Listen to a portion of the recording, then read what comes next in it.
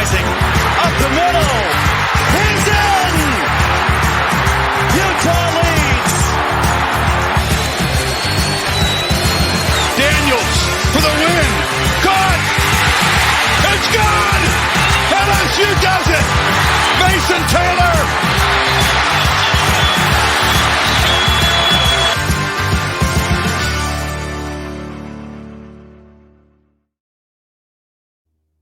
Hey everybody, welcome in to this episode. Today we have the Wisconsin Badgers preview.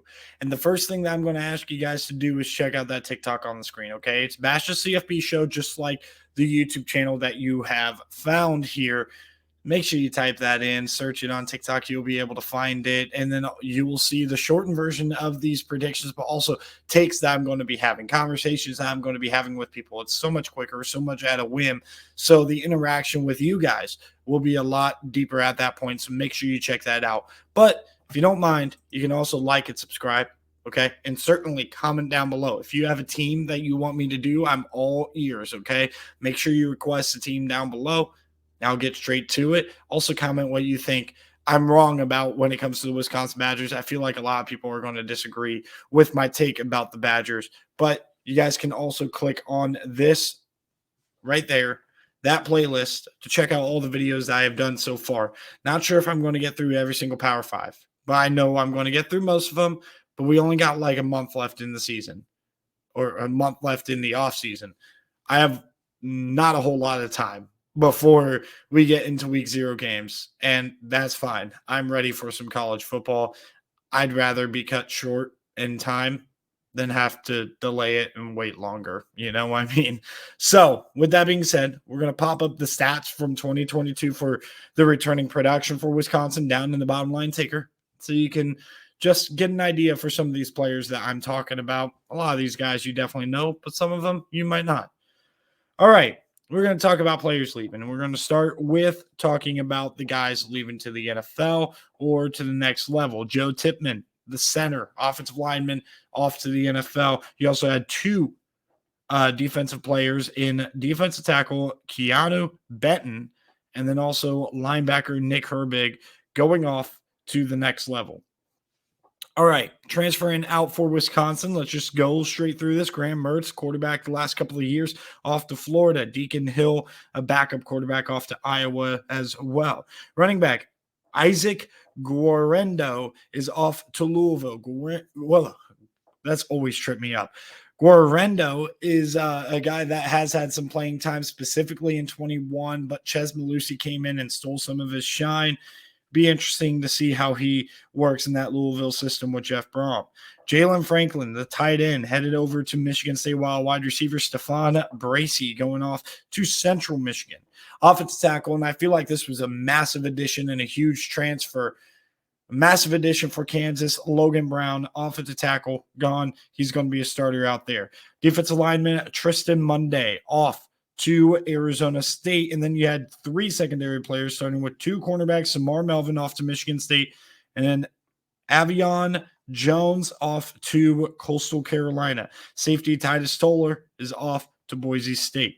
All right, we're going to talk about the transfers that Luke Fickell and this new staff brought in. Quarterback, a lot of people project him to be the starter. I can't say it's going to be any different from what I've heard. You have quarterback Tanner Mordecai in from SMU, threw for a ton of yards last year, but more on that quarterback in a second, okay? Other quarterbacks that they brought in, Nick Evers coming in from OU for a future play, and then quarterback Braden Locke coming in from Mississippi State. And a good handful of wide receivers coming in. Again, I'll get to this in a second. CJ Williams coming in from USC. Bryson Green coming in from Oklahoma State. Will Paulding coming in from Cincinnati. And Quincy Burrows coming in from Cincinnati. All right. And now on to the offensive line. We got an interior offensive lineman and Jake Renfro coming in from Cincinnati, along with Joe Huber from Cincinnati. So some of you might not be clicking right now that they took a handful of Cincinnati transfers. That's where Luke Fickell, of course, came from, is Cincinnati. On the defensive side of the ball, an edge rusher, Jeff Pietrowski, is coming in from Michigan State. Darian Varner coming in from Temple. And then You have cornerback. I don't know why I was about to say center back. What? Nazir Forquin or Forquin? I don't even know. Whoa, I don't even know. He comes in from Grand Valley State. I can promise you I never watched a second of Grand Valley State football. Sorry if that makes me a pretend fan or whatever. And then Jason Maitre coming in from Boston College, also kicker Nathaniel Vakos coming in from Ohio. So, breakout players, just a couple of names that I want to throw out there. I'm going to start with Bryson Green as a potential player that could play it a little bit more. CJ Williams and him battling for that wide receiver spot. That should be an interesting battle for sure. You also have defensive players that you really need to watch out for. Daryl Peterson is a player at outside linebacker who I think could really have a big growth year. And then also a cornerback in Ricardo Holman at one of the starting outside corners for sure. He's going to be a guy to watch for. All right, this current roster breakdown, let's talk about it. We're going to start on this offensive side with the quarterback position. Now, I do like the depth that they have there, a talented kid in Nick Evers, but what is alarming to me about Nick Evers? The fact that when Dillon Gabriel got hurt at Oklahoma, who did they turn to? Davis Beville. And then what ended up happening when Davis Beville started against Texas? They lost 49-0, right? If Nick Evers wasn't better than that, that concerns me about how good his development track is on. And I'm curious if Phil Longo and this offensive staff can get the most of him. Right now, Braden Locke is projected to be the backup, which was Will Rogers' backup last year or one of his backups last year. And Tanner Mordecai projected to be the starter. My biggest thing about Tanner Mordecai, a lot of people are high up on him because he's put freakish numbers up, but a lot of people that are high on him didn't watch SMU football last year and doesn't understand that Preston Stone, the young, talented quarterback, pushed him out. And I still have my hesitations about Preston Stone, and I have my reservations about Rhett Lashley at SMU. But one thing I know for sure is Rhett Lashley, who is a decent offensive mind, thinks that Preston Stone, a guy who has not played a ton, is better than Tanner Mordecai, who has been around for a little while. So there you go. There you have it. I'm just a messenger. The one thing I could tell you, I love the running back room, and why wouldn't you? You have Braylon Allen and Ches Malusi both coming back. Of course, Malusi coming in from Clemson a couple of years ago. Braylon Allen being a nice surprise as a 17-year-old kid who came in as a DB, bulked up, looks like a running back, plays like a stud running back, 1,000-yard rusher the last couple of years. You also have some younger players. Jackson Acker is a player to watch out for, but mostly you got that 1-2 punch that's going to be really, really good. On the offensive line, I like what they have as well to help with that run game. Jack Nelson at tackle on one side.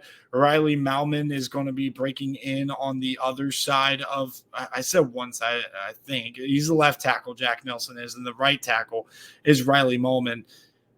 Malman breaking him in is going to be interesting with the growing pain, but when the interior is as experienced and good as you have, that's awesome. Michael Furtney, Jake Renfro, and Tanner Bortolini are the three guys in the middle.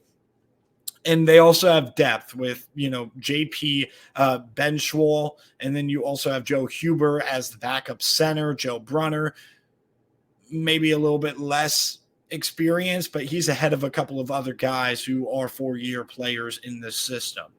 All right, talking about the guys that Tanner Mordecai could potentially be throwing to. I know what they have in Shamir DK. He is a really, really good player, and he's an underrated receiver because guess what? Their pass game has been anemic the last couple of years. But also a player that impressed me in person last year when I watched Wisconsin get beat down, of course, by Ohio State because they were not an offense that could hang, and their defense, they were out-athleted in that game. Skylar Bell. I don't know why a lot of people are ignoring him, and I'll get to him in a second. Skylar Bell's a really good player, and so is Keontae Lewis. They're really good players. You shouldn't sleep on those guys. And the bottom line is this. A lot of people are going to be talking about the receiver transfers that they brought in, and specifically CJ Williams and Will Paulding. Now, CJ Williams, you're like, oh, this kid transferred in from USC. He's going to get more touches, of course, than he did at USC. But this kid has 4 receptions in his college career in garbage time at USC last year. Why are we automatically assuming that CJ Williams, who couldn't cut it after a guy like Jordan Addison left USC, why are we just assuming that he's going to plug and play and be an amazing receiving threat for this offense? The answer is you don't know that. And the answer I will give you right now is CJ Williams couldn't cut it out of receiving room. That was a pass-centric, and I shouldn't say pass-centric, but air raid schemed offense that rotates receivers quite a bit. How many receivers played for USC? I don't even know because they played so many, and yet CJ Williams couldn't crack the rotation. That tells me, A, the fact that he's starting when Keontae Lewis could easily move to that Z spot, or Bryson Green could play in that spot, which, by the way, doesn't have a whole lot of experience himself. It's just something that we shouldn't assume. And B, why are we hyping them up because of him? And Will Paulding also with like 13 receptions in his career, 12 of them last year, of course, which is better. But he had 12 receptions for 130 yards all season last year at Cincinnati, when they threw the ball around a lot at Cincinnati last year with Ben Bryant at the helm. This wide receiver room is overrated and overhyped because of the fact that Phil Longo is there, and we are making these kids, we are trying to say that these kids are more than we should expect. Bottom line is this. I know Shamir DK can play. I've seen flashes from Skylar Bell, who was a redshirt freshman last year. I've seen Keontae Lewis. The rest of this room, I haven't seen too much of. And that's that. At tight end, you have Clay Cundiff, who's a really good player, an experienced tight end. He's going to be good with Jack Pugh backing him up. All right, defense. Their defensive line is replacing a little bit. Nothing crazy, of course. Keanu Benton, who's going to be the guy that replaces him? Well, you have a Gio Paez, who is a player that has been in the system a while, kind of was that backup in this it's now a 3-4 under Fickell, but it was more of a 4-down lineman kind of thing with the past coaching staff. So Gio Paez played a ton. Kurt Neal, though, not a guy that played a ton, right? And he's probably the backup. They do not have depth in that interior. Now, with them playing a 3-4, a 3-3-5, 3-4, that's nice to have right there. Rodis Johnson, really good player. Isaiah Mullins, really good player. James Thompson Jr. and Darian Varner, also guys that could play. Their edge rush positions should be just fine, or at least, if not edge rush, really, just the end positions on the defensive line.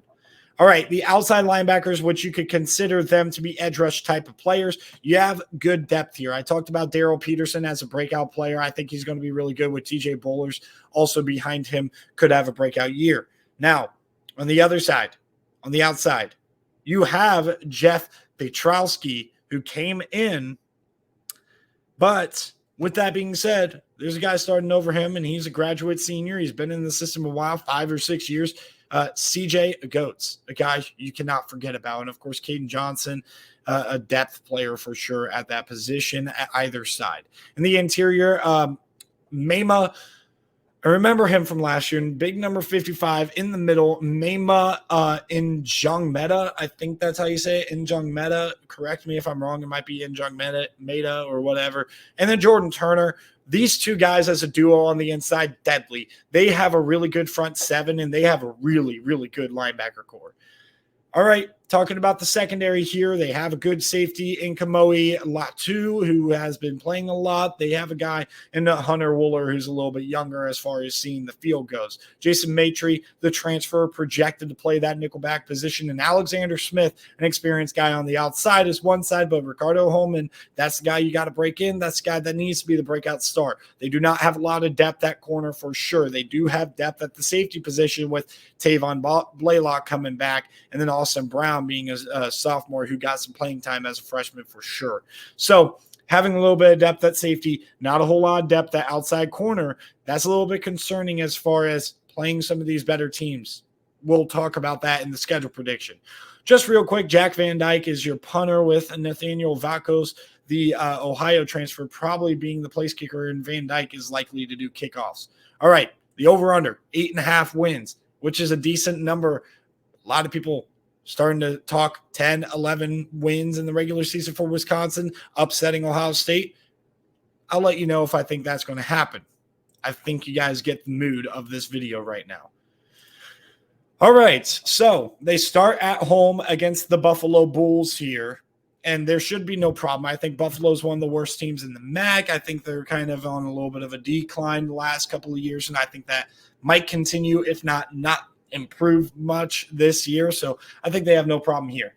This is where it gets tricky. I did Washington State 2 videos ago. If you watch that video, you know what I'm saying about this. But the bottom line is this. I think this is a nice wake-up call to the nation, where Wisconsin, they do not have the receivers that all of you think they have. They do not have the quarterback that all of you think they have. They couldn't run the ball down the throat of Washington State last year. The Washington State Cougars have a good defense with Jake Dickert as their coach, and their offense, I trust enough in Cam Ward in that run game too, as well, that those receivers, though they are not necessarily in sync with what is going on at Washington or with their quarterback, Cam Ward, maybe not that early in the season, I think they will be able to put up enough points. This game was like 14 or 17-10 last year. I think Washington State wins it again in a similar style in Pullman. A tough trip for anybody to take because you got to fly into like Seattle or something like that and then drive a bus for a couple of hours after you get some jet lag. Wisconsin, this is your first loss of the season.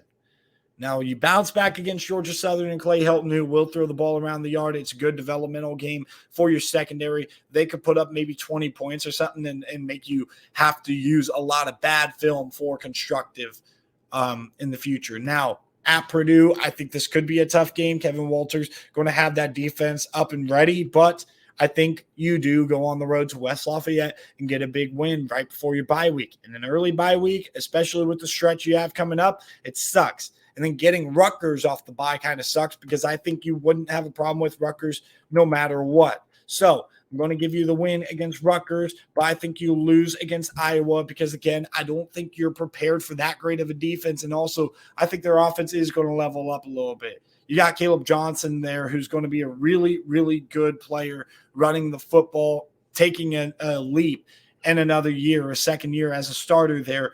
And then also you got to add in the fact that they have weapons. Nico Regani's back. Caleb Brown transfers in from Ohio State. Eric All is there at tight end with Luke Lachey. And Cade McNamara is a significant upgrade from Spencer Petras. I don't care if you think McNamara wasn't that great of a quarterback. Hell, I don't think that Cade McNamara was that great of a quarterback at Michigan. But he didn't turn the ball over, and he managed the game very well. That's exactly what Iowa needed last year. Not a guy like Spencer Petras, who couldn't throw an accurate pass and turn the ball over too much. God bless him, but he was not that great of a quarterback, and we all know that. I'm not breaking any news there. This is a tricky game, but I think losing to Iowa gets them up for this game. At Illinois, tough, low scoring, but I think this is when the offense starts to click. The receiver room starts to click, and hey, if they have a backup quarterback who can play better than Tanner Mordecai, maybe this is about the time that they make that switch. I'm not calling for Tanner Mordecai's head here. I just think he's overrated. Regardless, I do think they go on the road and beat Illinois in Champaign. And then you turn around and play Ohio State. What happened last year was Ohio State hung 52, just absolutely dominating them with their athletes in space. Why am I to think it's going to be any different with Ohio State on the offensive side of the ball this year, right? I have no reason to think that. I was at that game, and these teams just are not the same level of talent. Oh, jump around. Oh, in Camp Randall. I don't want to hear about that. A, we don't know what time this game is going to be yet. So that's part of it. But B, this is something that's industry-wide with coaches. They know this. Camp Randall is not an intimidating place to play. Jump around at the end of the third quarter. It hypes up everybody in the stadium, including the away team. If I don't want to use an Ohio State example, I want to remind you of the first game of the 2021 season after COVID. That Saturday, we had jump around, Camp Randall, close game, Penn State versus Wisconsin. And guess who had the momentum in the fourth quarter? Penn State. and Jaquan Brisker had that game-sealing interception in the end zone. Ball game, Penn State beats Wisconsin in Madison, despite the jump around, despite Camp Randall. Ohio State wins this game. They are the more talented team for sure if their defense is upgraded. Their secondary is deeper. With a guy like Davison Igbinosun coming in to guard in the slot against a guy like Skylar Bell. When you have an outside corner that could be playing for a contract. I mean, this is a contract year for Denzel Burke. He's got to prove himself, and he's shown himself. He's just got to do it consistently. And then a big leap year out of some other outside guys like Jordan Hancock. This Ohio State secondary is going to be good. You're not going to throw the ball around the yard against them. This defense for Ohio State is going to be good. I mean, I'm not trying to fanboy Ohio State here, but come on. This is not a game Wisconsin is going to win. So stop it with that. I think you can beat in Indiana. You're more talented than Indiana. You're better coached than Indiana. I think this is really going to be a game, the first one in Big Ten play where I could really see them putting up like 50 points because they're angry. And then I also see them beating Northwestern. I think that we could see a Northwestern team who I thought was going to improve, and I had kind of hinted at that. And then, of course, all this stuff happened with Pat. I think they're going to still show their worth a little bit at moments in the season. But at the end of the day, I think this is still going to be a rough season for Northwestern just because they know how much it sucked back in July, and they're losing valuable time right now because of the fact that they're kind of in a world of self-pity about what all happened at Northwestern. And a team that I thought could be in contention for like 7 wins, 6 wins. I don't think they can do that anymore. I think this could have been a dangerous game before. Not anymore. I think Wisconsin's defense is going to completely shut them down, and I think that Northwestern kind of shuts themselves out when it comes to, the changes that have been made at Northwestern. Versus Nebraska, I think this is probably the toughest game in the back 4 of your schedule. I know at Minnesota, a lot of you guys see that, but it's a rivalry game, and you've lost the last 2 years. I think you'll be up for that. I think you win both of those games because I essentially just gave you my Minnesota reasoning. The Nebraska game, I think it's going to be really tough. I think they're going to have a little bit of fits with a mobile quarterback in Jeff Sims, but I just don't think the depth of talent there for Nebraska is going to be good enough for them to be able to beat Wisconsin in Camp Randall, which is not that tough of a place to play, but it's still a home field advantage nonetheless. And I do think that Wisconsin's defense is going to be able to do enough to keep Nebraska off the board, and their offense, vice versa, is going to be able to get a couple of big plays against the Nebraska Cornhuskers. And like I said, Minnesota, I think they win. I think they get their revenge from the last 2 years. And overall, 9-3 and 7-2. That's not bad. That's in contention to go to the Big Ten championship. So do you think Wisconsin does better than this 9-win mark? Do you think over under of 8.5 wins, Wisconsin's able to accomplish an over? Or do you think they're going to be held under and it's another disappointing year? They went 7-6 last year, going 9-3 with a chance in a bowl game to get to 10 wins or in a conference championship to get to 10 wins. That is something nobody should complain about. This Wisconsin program is on the right track.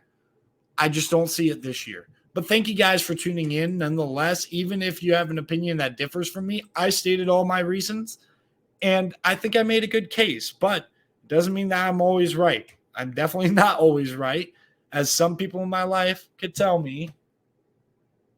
So with that being said, thank you guys for tuning in. Really appreciate it. I'll see you guys next time.